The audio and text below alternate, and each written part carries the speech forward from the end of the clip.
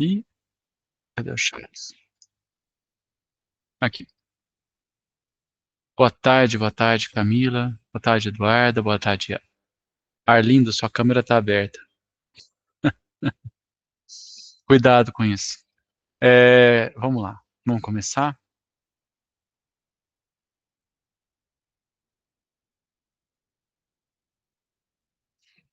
Okidoki.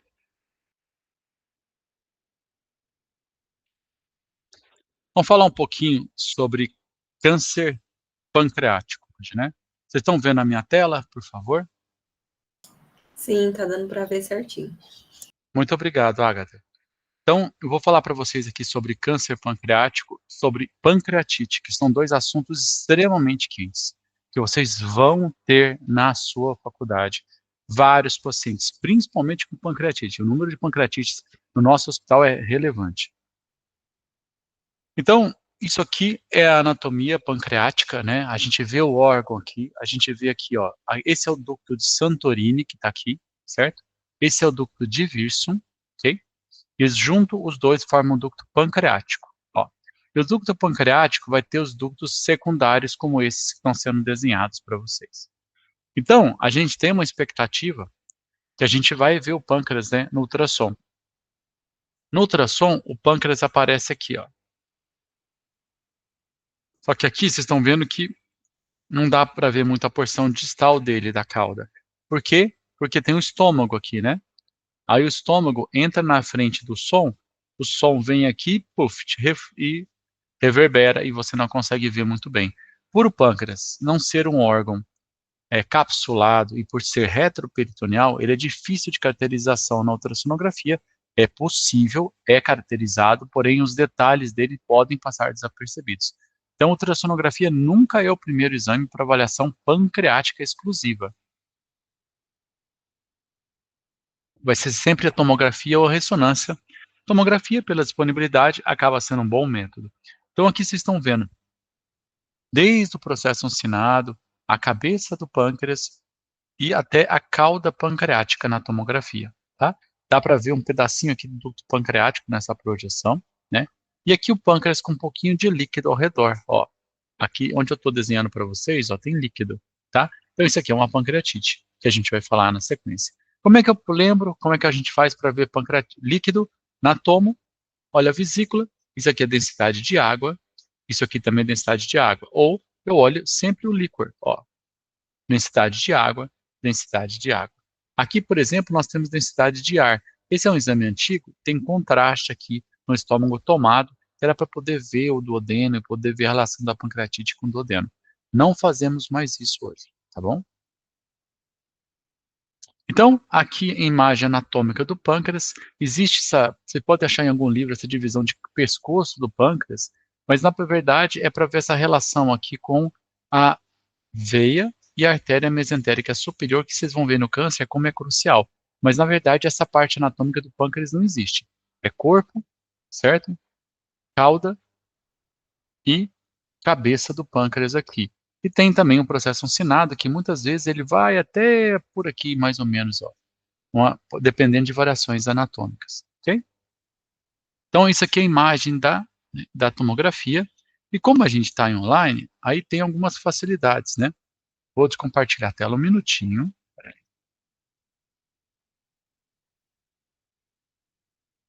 para eu botar uma imagem ao vivo para vocês. Uma CT, isso aqui está ótimo. Uma CT de tórax.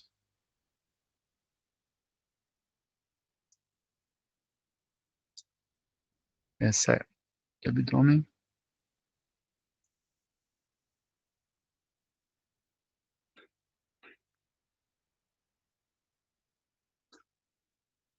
Deixa eu só achar uma tomografia que tenha o pâncreas legal para a gente poder ver juntos aqui. Tem.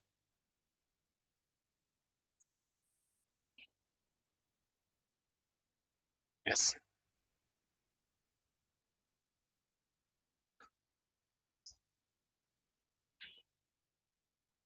Parei o compartilhamento para evitar de expor dados aqui.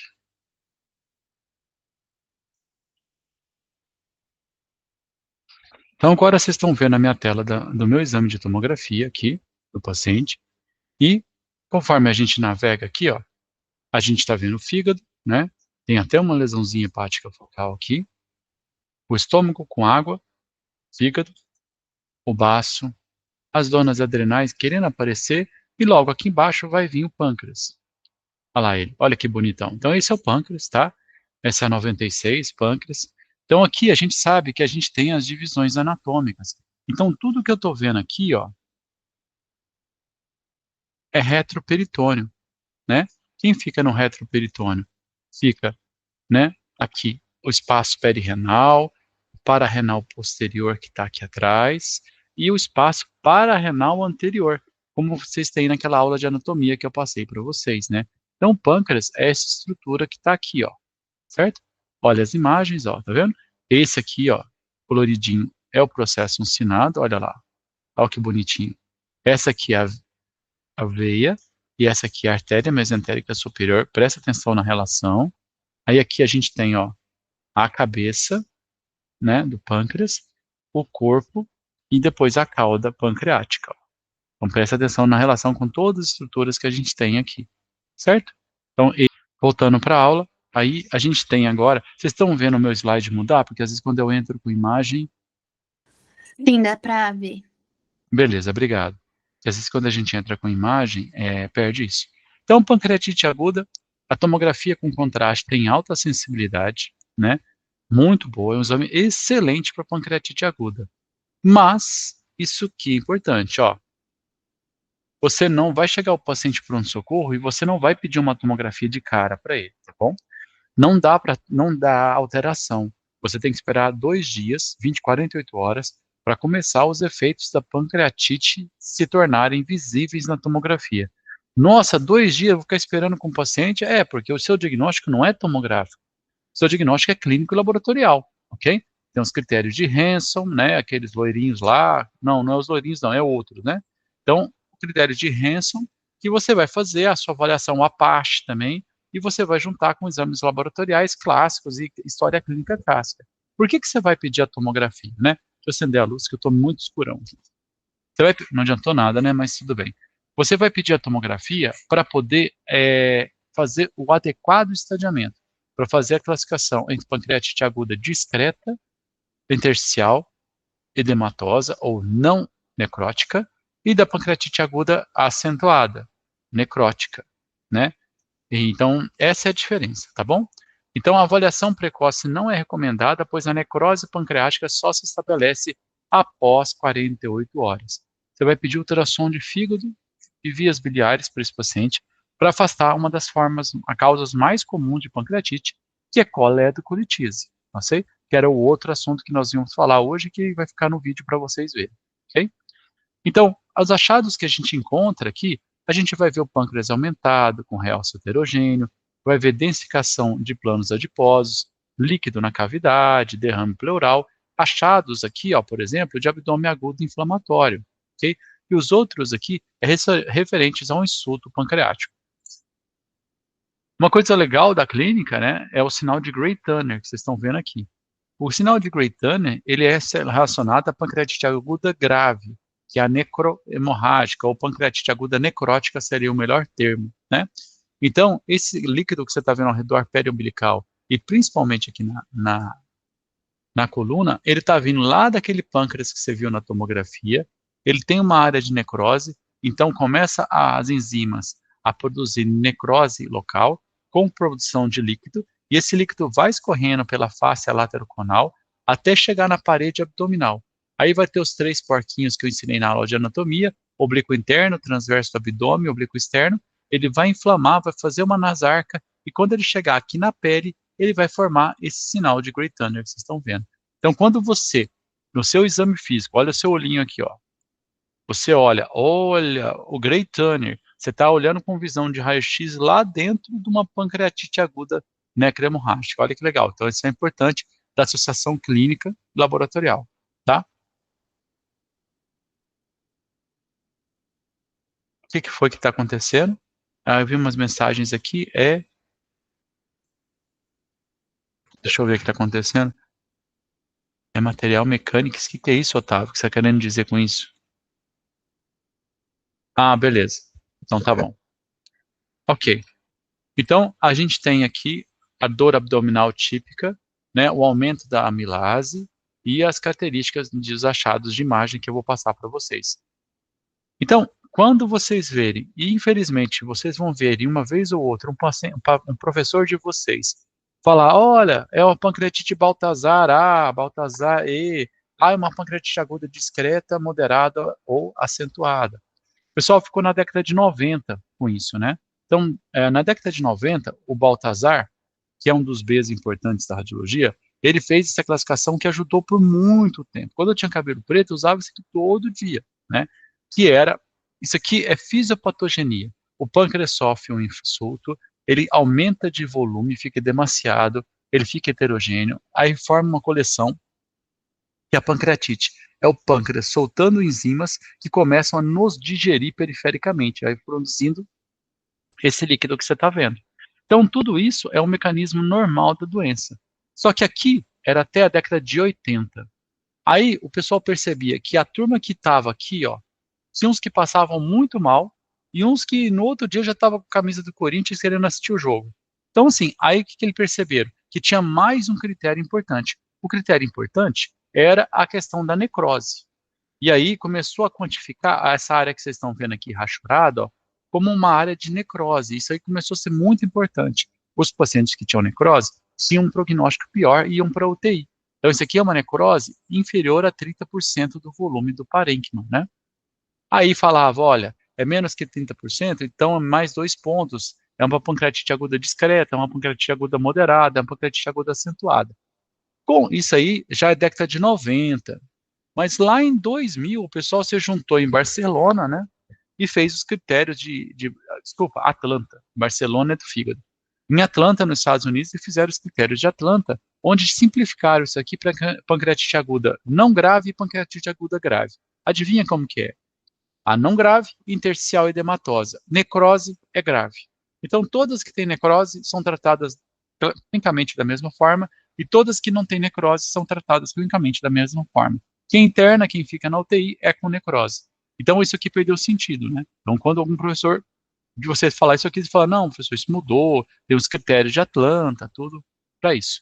Então, hoje, isso aqui é quando a gente fazia os tempos de internação baseado nos critérios e a parte de pancreatite. Então, isso não tem mais sentido, né? Hoje, a gente sabe que o outcome, né, ou seja, o prognóstico do paciente vai ter a ver com a questão da necrose, né? Então, olha aqui, por exemplo, um paciente no dia 1, feito antes de 48 horas, você olha, uma pancreatite aguda discreta. Não tem necrose, tem um pouco de líquido aqui, né? Então, esse paciente vai evoluir bem. Olha o que aconteceu no dia 3. Olha o tanto que o pâncreas apresentou necrose, né? Então, por isso que não pode fazer a tomografia antes de 48 horas, né? Então, aqui já mostra a evolução daquilo que eu falei para vocês, e eu vou falar na prova, ainda tem gente que vai errar. Ó, deixa a Samila entrar. Então, essa aqui, ó, é a classificação de Atlanta que eu estou falando para vocês, né? Então, nós estamos falando isso, olha, desse artigo da revista de cirurgia. Então, é uma coisa olha lá, de 2000, né? E 16 aqui já, estão bem mais precoce, né? E foi criada em 92, atualizada em 2012. Então, desde 2012, não se fala mais em pancreatite Baltazar A, B, C e D, e nem discreta, moderada e acentuada. Então, a evolução agora se divide apenas em 2 grupos. E isso vai ter a ver com o tempo de evolução e a presença ou ausência de necrose. Então, vocês viram aqui, ó, ou vai ser necrotizante, ou vai ser a intersticial edematose. E aí você vai ter condutas clínicas diferentes baseado nisso. Então, simplificou muito. Pancreatite aguda intersticial edematosa é a que vai ter pseudocisto. A pancreatite necrotizante é a que vai ter o Grey Turner e vai ter necrose peritoneal, que pode às vezes ter gás dentro da cavidade, que vai ter mais peritonite, que vai ser mais complicado. Então, ficou bem mais simples a caracterização de... E quando você também pedir um laudo na sua cidade, no seu posto de saúde, e ver Baltazar A, B, C, D e C, ó, vaza, porque esse cara está completamente perdido na classificação, ok? Então, voltando aqui, ó, aquela imagem que eu mostrei para vocês, agora vocês já conseguem ver o fígado, vocês conseguem ver a vesícula biliar, e a maior parte de vocês consegue perceber onde estão os pontinhos aqui, água, tá vendo? Então, isso aqui é uma pancreatite aguda intersticial edematosa, que agora a gente vai chamar de pancreatite aguda não grave.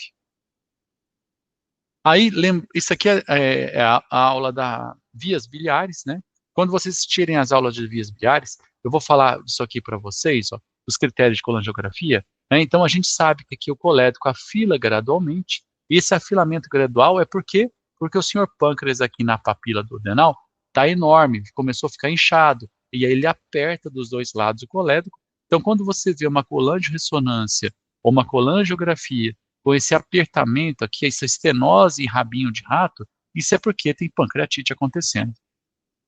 Aí aqui, outro caso, né, que antes chamava de pancreatite aguda D, porque estava cheio de líquido aqui. De novo, professor, como é que eu vou saber que é líquido? Líquido na vesícula, ou líquido no líquor. Olha lá, mesma densidade, tá vendo? Mesma densidade. Nós não temos áreas de necrose aqui no pâncreas, então a pancreatite aguda não grave. Aqui, essa outra reformatação, olha como o líquido vai em direção, esse aqui é o baço, né? Mas o líquido está buscando, olha que legal aqui, ó. Ele vai descendo para o fáscia lateroconal, em cima da fáscia digerota. Isso é anatomia, pessoal. Quem sabe anatomia está com tudo, viu? Meu pai falava isso, eu tomava bomba anatomia, depois tive que estudar pra caramba na radiologia para aprender, né? E aqui, ó, tá a pele, entendeu? Então, percebe que a pancreatite vai, como toda coleção intraabdominal, procura um mecanismo para sair. Então, quando você olha o Gray Tanner, você está olhando, opa, você está olhando de lá para cá, ó, certo? Esse aqui não é uma pancreatite aguda grave, ainda é uma pancreatite aguda intersticial edematosa ou não grave. Agora começamos com as pancreatite agudas graves. Olha o grau de necrose aqui, que eu já mostrei para vocês em outra imagem. Olha o tanto de necrose que tem aqui, ó. Então tem uma área do pâncreas que apodreceu, necrosou. Então essa aqui vai ter uma conduta clínica diferente. Olha esse aqui, ó, o pâncreas derreteu aqui, gente, tá? Tem pâncreas, tem um pouquinho de pâncreas aqui, um pouquinho de pâncreas aqui e um pouquinho de pâncreas aqui. Isso aqui é a veia esplênica. Então sobrou quase nada. Esse paciente está com o quê? Insuficiência pancreática, que é extremamente grave, né? E na ressonância, quando a gente olha essas coleções, olha a quantidade de informação que a gente tem aqui. A gente consegue ver claramente a delimitação de coleções. Então, quando você tiver com um paciente com essa breuba aqui, ó, toda heterogênea, secundária a uma pancreatite, e você precisar de uma informação a mais, você vai lembrar, por essa aula, você tem a ressonância que pode te dar uma informação a mais.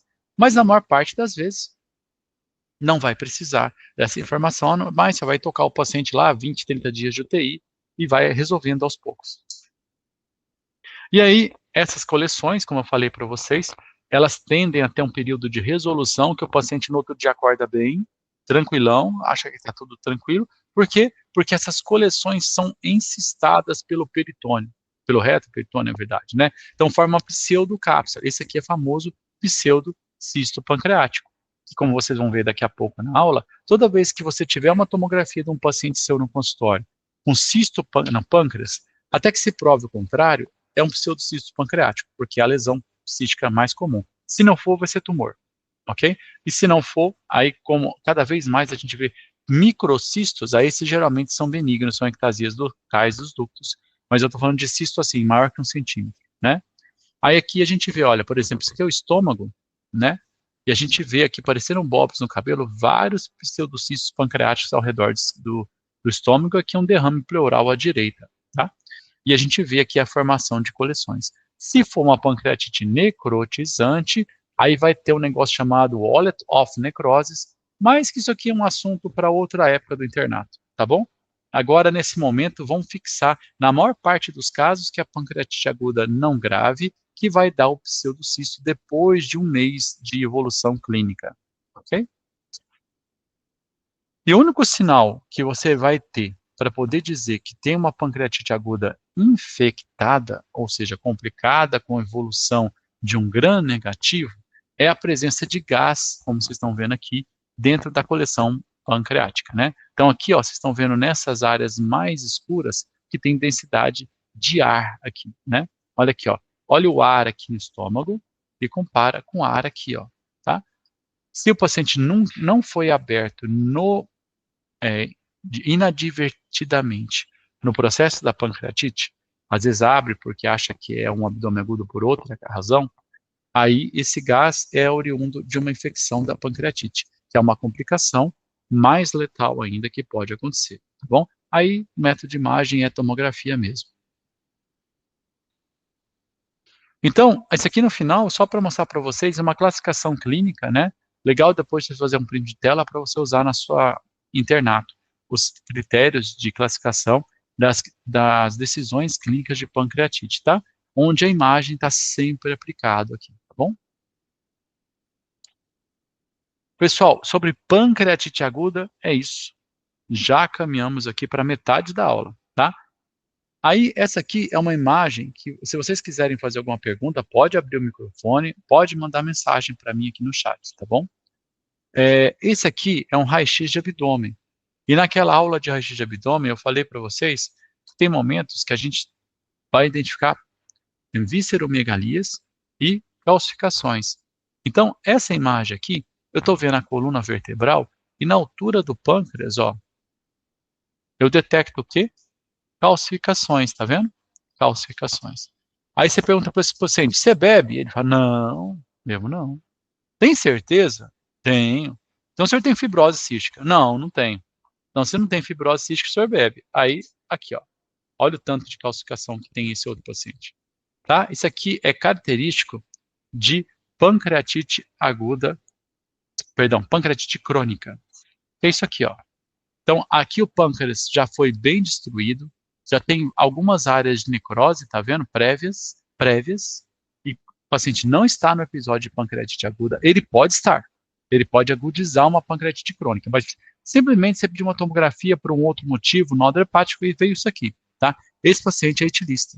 Então, com pancreatite aguda crônica, e você vai ver esses focos de calcificação como esse, pelo parênquima, às vezes dentro do ducto pancreático, a maior parte das vezes no parênquima. Ou seja, é um campo de batalha, certo? De várias pancreatites com necrose, com um processo inflamatório, é um pâncreas cicatrizado, né? Olha essa imagem aqui de um paciente que eu tive aqui na clínica, né? Vocês vê, parece um exoesqueleto de tanta calcificação que tem no pâncreas, tá vendo? Ele aqui, ó. Isso aqui é em janela para ver osso, a coluna vertebral, e olha o pâncreas. Então, isso é característico de pancreatite aguda, pancreatite crônica, tá? Só para a gente poder falar dela. Certo? Alguma dúvida? Algum problema? Alguma frase de vida? Não? Podemos continuar? É isso que eu adoro na aula online, né?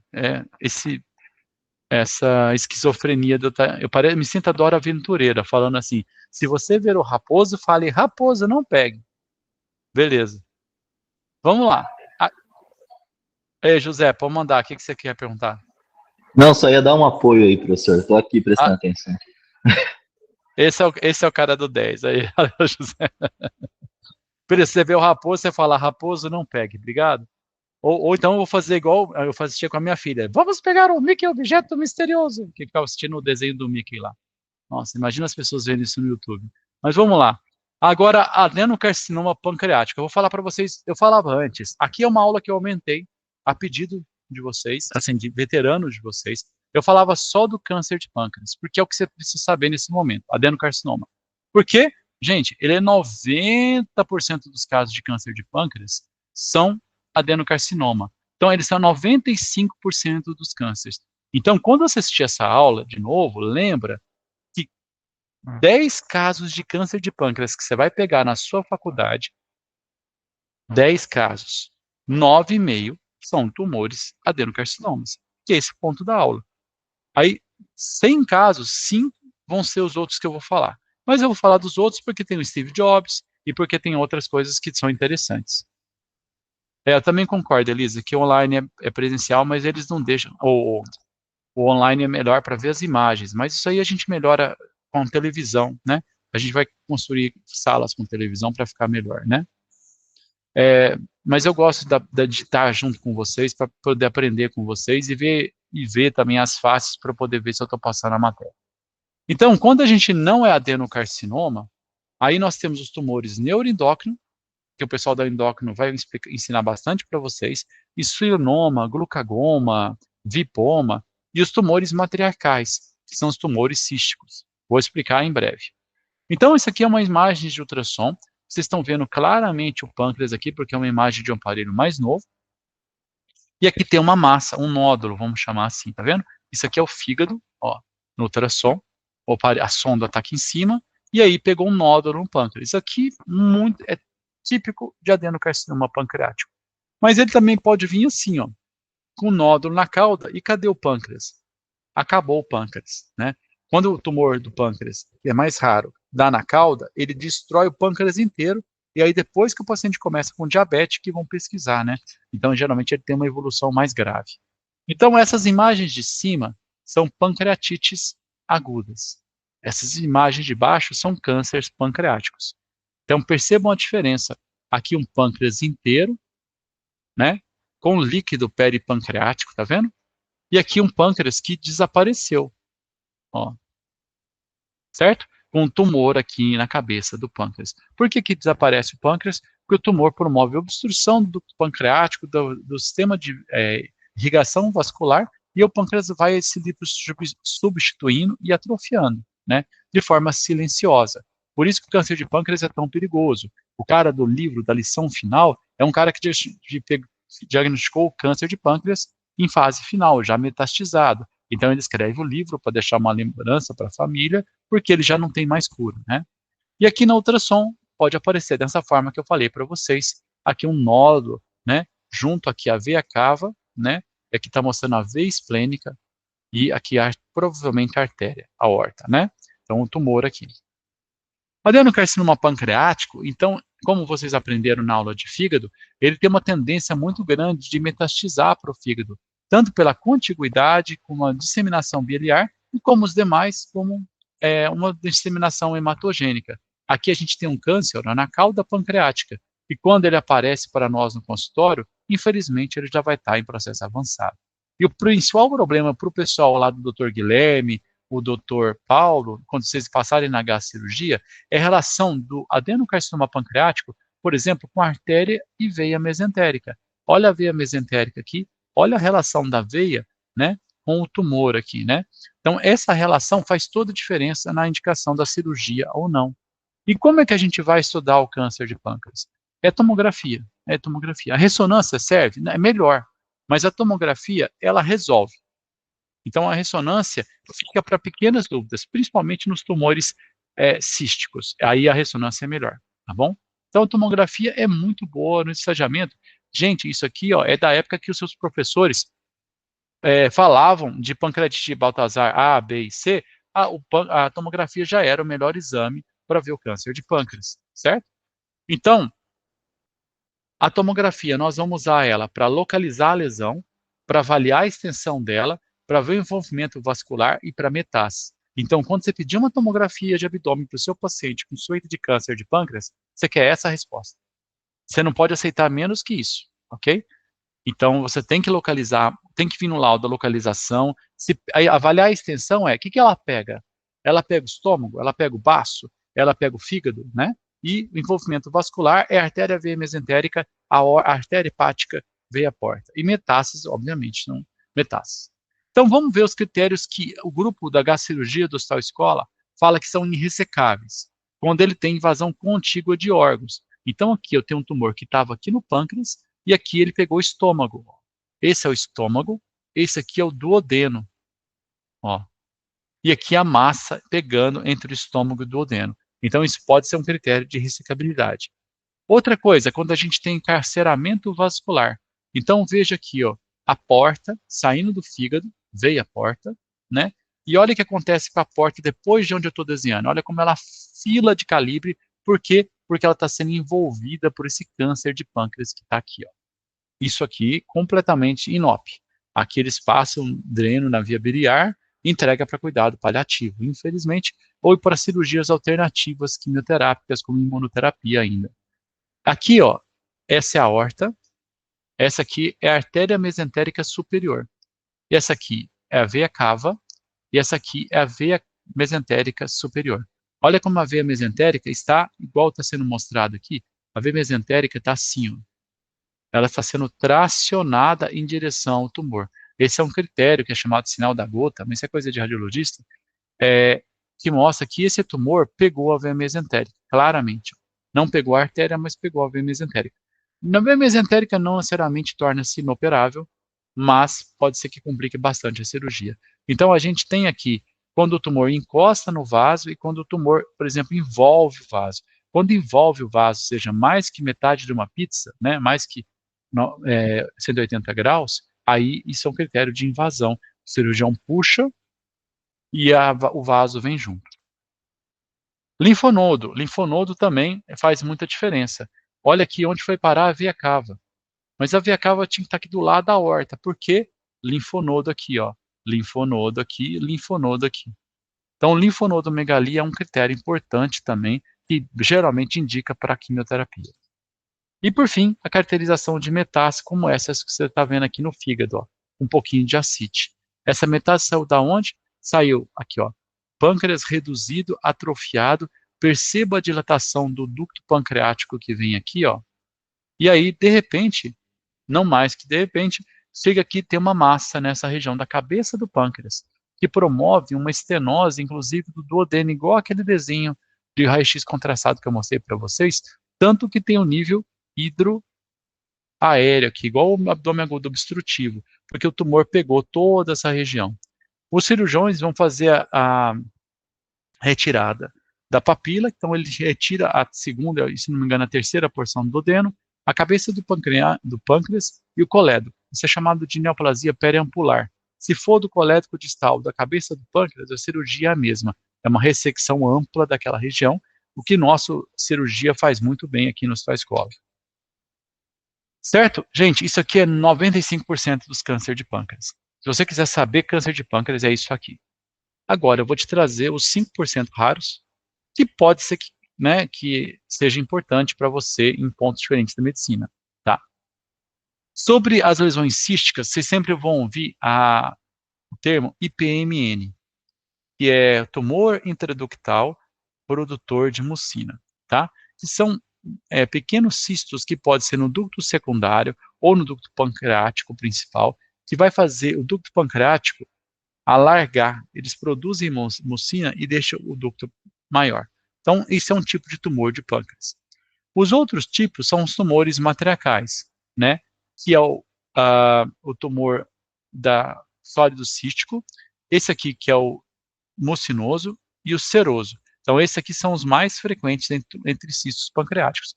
Porém, se não for nada disso, 90% das vezes vai ser isso aqui, ó, pseudocisto pancreático de secundária a uma pancreatite prévia, tá? Então, lembra, 90% são pseudocistos. 10% das lesões císticas acima de 1 centímetro são os tumores císticos, que aparece aqui, como vocês procuram na internet, ó, por que um tipo de câncer afeta apenas mulheres jovens? Esse é o tumor de França, que eu vou mostrar daqui a pouquinho para vocês. Então, nós temos aí esse aqui, que é o adenoma microcístico benigno, a neoplasia do epitélio papilar ductal, o tumor sólido cístico, que é esse que afeta mulheres na faixa etária de vocês, e o da avó e da mãe. Então, esses tumores matriarcais é o tumor da filha, que é o tumor sólido papilar epitelial, o tumor da avó, que é o mais benigno, que é o da vovozinha, que é o seroso, e o mucinoso, que é o da mãe, que é o pior prognóstico, tá? Então, a gente está olhando uma ressonância magnética, e aí vê o pâncreas aqui. E quando a gente olha o pâncreas, tem esse cisto aqui. É um cisto que parece lá uma florzinha, uma colmeia, né? O que é isso aqui na verdade? Quando a gente olha essa imagem, nós estamos olhando para inúmeros cistos agrupados, entendeu? Então, esse aqui é o aspecto do tumor seroso, microcístico. Não é simples assim, tá? Tem vários critérios, a gente tem que olhar os cistos, mas eu estou deixando de uma forma mais simplificada para você. Vocês podem pedir uma ultrassonografia com biópsia endoscópica, que vai funcionar o líquido e vai cegar para avaliação, mas isso a gente vai ver lá na cirurgia do aparelho digestivo. Importante saber que existe esse tumor da avó, que é o seroso ou microcístico. E esse é o da mãe, é bem diferente, né? A gente vê uma grande lesão cística no pâncreas, né? Não dá nem para ver o pâncreas direito, mas ele está aqui, ó. Ó, certo? E essa lesão, ela tem septos, tá vendo? Olha isso aqui, ó. Septos. Então, esse aqui parece um tumor de ovário, da aula de ovário. Parece um tumor de ovário mucinoso que a gente viu na aula de ovário. Né? Lembra que era aquele que é o maior tumor que o ser humano podia ter? Então, esse é o tumor mucinoso de pâncreas. Tá? É uma lesão cística macrolobulada, com várias loculações, que faz esse efeito de massa aqui, ó, no duodeno. Olha o efeito que ela acontece. Esse é o tumor da mãe, é o tumor mais grave. E esse aqui é da faixa etária mais jovem, que é um tumor que aparece em mulheres jovens, que ele tem uma porção sólida e ele tem uma porção cística. É o sólido cístico, conhecido com o epônimo de tumor de Franz, que é o cara que descreveu esse tumor, né? E às vezes pode aparecer numa prova de residência mal feita de vocês. E o Steve Jobs? Steve Jobs teve o tumor mais raro ainda, que é o tumor neuroendócrino, que é esses que produzem alterações laboratoriais importantíssimas. Porém, pro azar dele, ele teve um tumor neuroendócrino do tipo não funcionante. Então, esse tumor é extremamente silencioso e agressivo.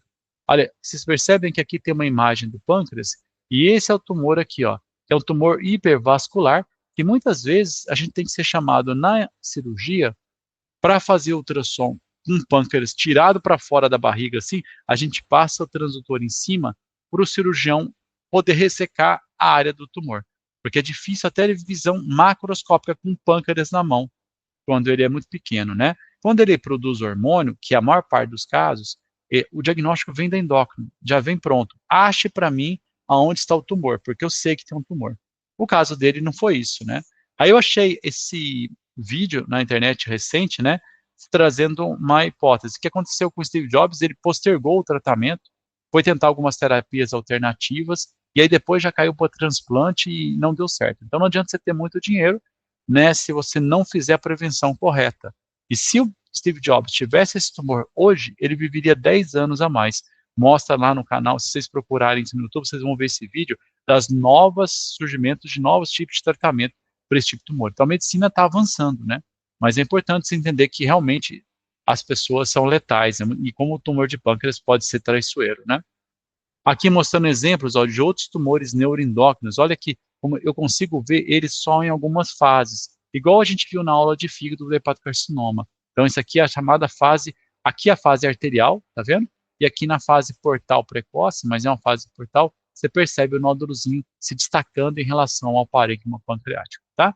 Bem raro, bem comum, mas eu vejo sempre porque eu laudo exclusivamente abdômen. Então, para vocês fecharem, para aprender essa aula, lembrar que uma lesão pancreática, se ela for cística e neoplásica, tumores matriarcais. Porém, lembre-se que 90% das vezes vai ser o quê? Pseudocisto pancreático, ok? Pode perguntar, né? E lá no meio-dia o cara tomava uma canjibrina, ok? Se ele falar que não, pode ser que ele tenha tido uma pancreatite aguda dislipidêmica, existem outros tipos não relacionados ao álcool. Agora, se tiver uma lesão pancreática sólida, né, aí a gente já sabe que 90% também, olha que legal, fica fácil, é adenocarcinoma, ok? Certo? E aí vai cair nessa tabela aqui de hipovascular adenocarcinoma. 5% vai ser hipervascular e vai ser o neuroendócrino, que eu mostrei agora para vocês. Olha como fica fácil da gente entender. Claro que, lembrando que medicina não é uma ciência exata, que existem variações, exceções, zonas cinzentas, mas aqui a gente consegue resolver boa parte dos casos. Certo, pessoal? Dúvidas? Vou parar a gravação para que vocês possam ter liberdade de fazer as perguntas que acharem necessário. Só um minutinho.